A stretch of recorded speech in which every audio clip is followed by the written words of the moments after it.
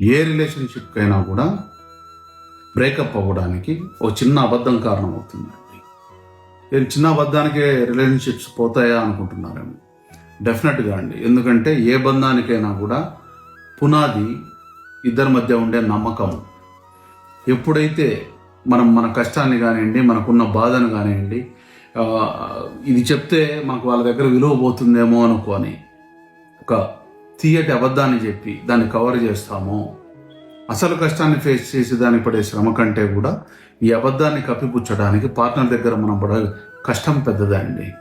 Plus ఎప్పుడైతే మీరు అబద్ధం చెప్పారని తెలిసిందో మీ విలువ శాశ్వతంగా పోతుంది. మళ్ళీ వాళ్ళకు మీ మీద నమ్మకం అనేది రాదు.